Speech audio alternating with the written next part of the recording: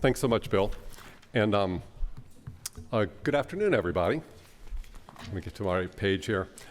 Hey, I'm really excited to lead the Ignite rounds this afternoon. This truly is one of my favorite parts of the new IC program.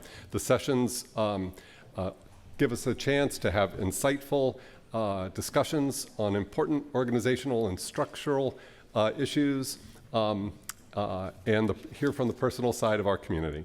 We get to learn more about our speakers and the incredible depth and quality of the people that make up our workforce. So today we're going to hear from 5 leaders with diverse backgrounds and experiences, and everybody's going to have like the TED Talk style. Everybody will have about 6 to 8 minutes each to share their perspectives on our theme for today, which is off-script, lessons learned from the unexpected. And the first up, we have Erringer Helbling. Erringer's talk is titled Trust as a Strategy. Over to you, Erringer.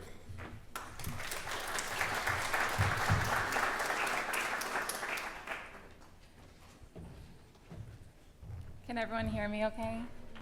Okay, I've never given a scripted talk before, so if I make a joke or something, just laugh. I actually don't think I'm even making a joke, but just appreciate the warmth. All right, so we come from a world where trust is not in our vocabulary. In the intelligence community where I was born and raised, we're trained to hunt, not to trust. We pride ourselves on discovering what others can't see, often from the shadows. And for a long time, that was the only way I knew how to serve. But I want to share a story that's not on my resume. It's not polished, it's not linear, but it shaped who I've become and how I believe we need to evolve as a community. A few years ago, I walked into a tiny WeWork in Williamsburg, Brooklyn. Altana, the billion-dollar valued AI company that many of you know today, was a startup of maybe 30 people. And I was brought in to build the federal business from scratch. At the time, I thought I was ready. I had worked across places like SpaceX, the Defense Innovation Unit, 3-letter agencies, Hawkeye 360. I had built public-private partnerships, delivered tech to operators. I felt fluent in both the commercial and the defense and intelligence worlds. I believed I knew how to serve the mission. But I quickly realized I didn't know what I didn't know, and that's dangerous ground. Altana's vision and capability is revolutionary. Their product can track the movement of a single thread through global supply chains using federated artificial intelligence and shared intelligence. My instinct, use that visibility for covert targeting. Classic, right?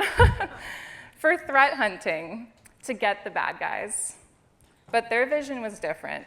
They wanted to build trust, to use transparency to prevent conflict, not just respond to it. I remember thinking, this doesn't align with how I was raised professionally. Trust is a liability. And yet, here was this company saying, no, trust is the strategy. And I struggled. I missed opportunities. I failed to communicate the mission. I nearly walked away. Many of us have felt the same. I probably nearly got fired. I remember hearing whispers of, we aren't looking to be a spooky tool. My confidence plummeted. I knew exactly who they were talking about when they were making those comments. But then something happened. In every moment of friction, I had conversations with those same people, making those whispers. I watched how their minds opened when they understood why we do the things the way we do them. And at the same time, I started to understand them. That's when I realized if we want to be successful in serving, we need to allow those we serve to empower us as well. That only happens in open, values-based relationships where the giver and the receiver both walk away stronger. But that's not how we're trained. That is what the mission now requires. One of my mentors in the intelligence community once said, after leaving a board meeting of a publicly traded company who also does federal work, I wish we lived in the world they believe we lived in. I know that feeling, and I know many of you do too. I've lived that feeling. But I also believe we have a responsibility to build that world, not just defend against it, not just defend against its absence. This conference is called the New IC for a reason.